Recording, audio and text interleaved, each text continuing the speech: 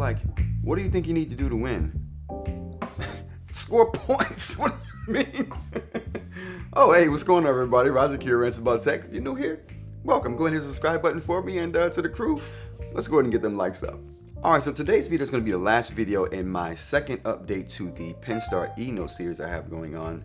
We're going to focus solely on the Reader app and services for today, so let's go ahead and jump right in. I mean, like, really, why are we asking the obvious questions here? We need to win the game. Alright, so first off, this Reader app, kind of like this platform as a whole, is in between the Supernote and the Books platform when it comes to options and complexity, right? It really straddles a fine line in my opinion. The Remarkable platform can be a little too simple for my taste, not having much of anything in the way of tools or options when it comes to the Reader, and for the note-taking app for that matter, but I know some people prefer that. Me being someone who expects a little bit more options, that's just a little bit too simple for me. The Supernote is what I would call a basic level of tools, right? You get the tools that you need to get the job done. You're not going to get too much extra, but you're certainly going to get what you need to get the job done. But when it comes to indexing and organizational tools, you get a virtual cornucopia when you buy a Supernote. But overall, as far as options and settings go, it's pretty basic in that front. The eNote comes in just above the Supernote in options and settings. More options and settings, nowhere near as many as the Books platform, which keeps it from being complex, but better than basic, right? And that's what I like about it. Not so many options and settings, it's going to get complicated and it's so many menus you got to drill down into to find this and that option. Literally, with this particular platform, the most you're going to drill down into menus is probably 2. You may drill down 2 menus to get to your end game with the menus in this system, which I think is perfect. Any more than that, trying to find menus here and there, trying to find options here and there, it can get crazy. But they've given you options without making it complicated. Useful, but not complicated. And this device has some of the best images coming out of the Reader that I've seen on any eInk device, so keep that in mind. So let's go to the Reader app, and what we'll do is we'll just open up a book that I brought over, and we'll just take a look at the tools and options we have here. Now, I've done some editing already on this particular entry, and I'm just going to go over all of these tools that I've used to do this. All right, so first we're going to go over the tools, and to bring up the tools, you just touch in the middle of the screen there, and it brings up a toolbar at the top and the bottom here. We're going to go over the tools at the top first. First, we got the Home, which takes us back to the home screen. We have Back, which takes us back to the previous page. We have a search that we can search this particular document. We have Dark Mode, which gives us a dark mode. Bookmark, which lets us bookmark pages. And we can also bookmark pages with the top left corner over here. If we were to just tap in the top left corner, it'll just automatically bookmark those for us. Let's bring that toolbar back up. We have Split View, which Split View will let us split the view with what we're reading and a notepad that it brings up so we can take notes on what we're reading here. And that just kind of does it automatically because that's essentially what you would do when you go into Split View anyway, but it keeps you from having to bring up that second app by just adding it automatically. And this annotate button here just gives you some annotation tools that you can annotate over the actual text that's on the PDF or ebook or EPUB that you have on your device. And these tools are your zoom and zoom out buttons right here. You have a hand that allows you to go from marking up the actual document to moving the document around or selecting some other text. So you can do that way. Then you have the marker here that you can select different criteria for. And you also have a second one here that you can customize. And you also have a third option here. So you have 3 markers that you can set up right here. And right here you have your eraser. And you have some options here to clear page of the annotations when you hit the hamburger bar up top. Right here you get a view of your table of contents for the particular document or book that you're in. You can skip between pages with the arrows here. And you can also skip between pages by hitting that down arrow and sliding across this particular slider bar here to wherever you need to be. This arrow right here gets rid of this particular bar and lets you annotate without a UI. And you can bring that out by hitting this bar right here. And you can get out of the annotation mode by hitting this X here, and you're back into reading mode. So a couple of things we can see here. I highlighted right here using the annotation thing and by the way, this marker right up here in the top right corner is a shortcut to the annotation toolbar. Now you're in annotation mode again, and you can get out of that without having to bring up the menu and go into there. All right, so I highlighted that by annotating, by going here and picking the marker here, and I just highlighted that little thing right there, that section there. This thing right here, I just picked the marker and circled that, and just annotated over the text we have here with the simple marker. I just did another highlighting right there.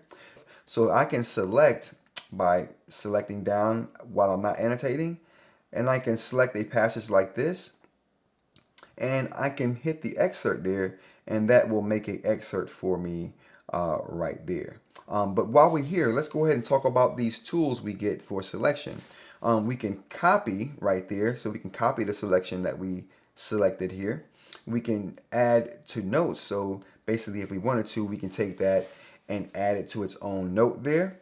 So we can underline, which is like what I've done right here.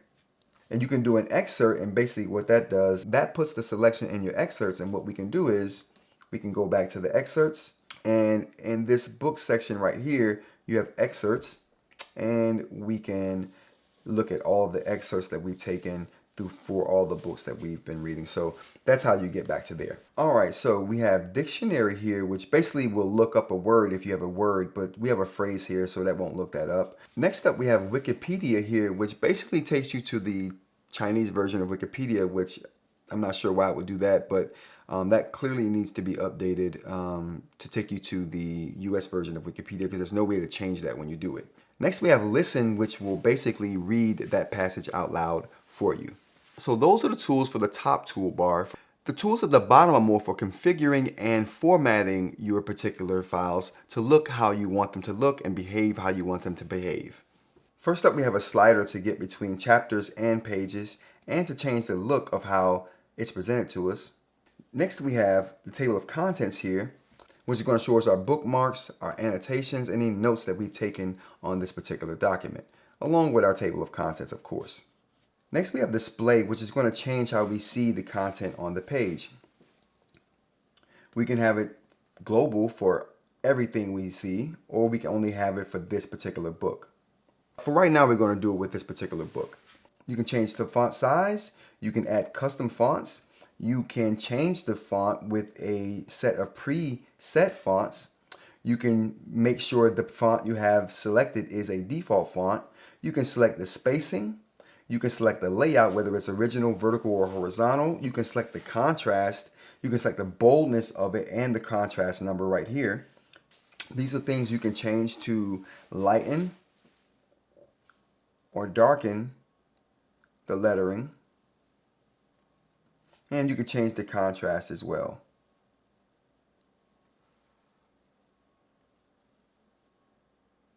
I think that's super awesome that you can do that. Next, we have the rotation, so you can have it in portrait mode like this, or you can have it at a right 90-degree angle. The next thing we have is more, and I think this is interesting because, so you get some settings that you would expect to see on a books product here. Not so many that it will be overwhelming, but just enough to give you some options and some flexibility in how you're going to view your content. And one of the most awesome things in this settings list is the dual page and landscape setting. I think that's an awesome addition to this. It's not a big thing, but when you go to landscape mode, it makes the pages turn like a book, and I really do like that. So we're gonna just turn it like this, and we can go between our pages that way. I don't know, it's a little thing, but I like it, and you can switch back between your pages like this. So yeah. All right, so the next setting we got here is the refresh setting, which I think is an awesome setting to have on here too. This doesn't have any special processor or graphics processor to move the refresh rate along, but they do have some tools for you to customize your refresh rate depending on what you're doing with the particular device, which I think, again, something the SuperNote doesn't offer, Remarkable doesn't offer, the Books platform does offer, but this is, like I said, it sits right in the middle between SuperNote and Books as far as complexity and options and settings. It does a really good job of straddling that line, giving you just enough without giving you too much. Here you have normal, clear, fast, rapid, and ultra, and you only get these settings in the Reader app here, which I'm okay with. You don't need these settings in the Notes app or in the Calendar app, which are the two other big apps on this particular device. But it is good to have it here. And it is good to have it as an option because you know it can do it for maybe some third-party apps you may download and put on here yourself. So super cool to have.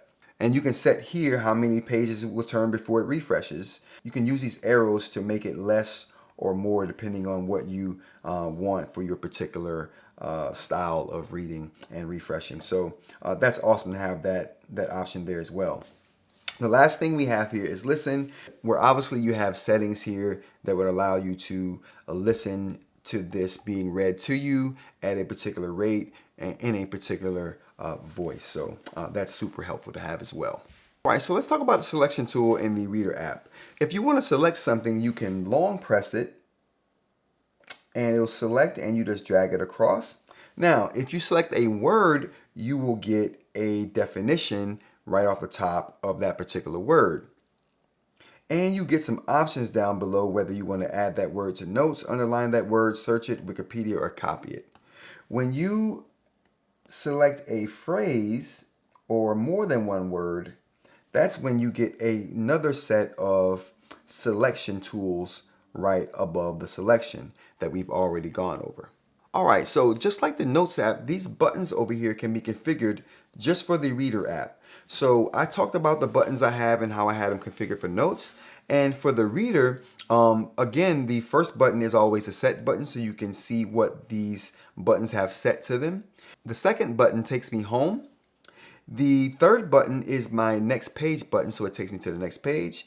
Fourth, we got the previous page. Again, this middle button can't be configured. It's set by default to be back. And if you long press it, it's the refresh button. Below that, we have the zoom in, zoom out, contents, which shows me the table of contents table of this particular document, so I don't have to have the menu up and push it, especially if I want to see bookmarks or whatever. It's a really cool way to have that. I can just hit this, takes to the table of contents. I can view the contents, view bookmarks, view annotations. That's a really cool button to have there. All right, and the last one is recent read, and it shows me my most recently read articles or PDFs or ebooks or whatever, and you can push that and it takes you to your library and your recent read list is going to be there. And if I hit this now, it's another thing. It's going to be a multitasking button, which shows me all the apps that I have open. All right, so the Reader app is really, to me, top notch. It adds features that you won't get in a lot of other platforms. It doesn't give you too many features and functions to get you overwhelmed.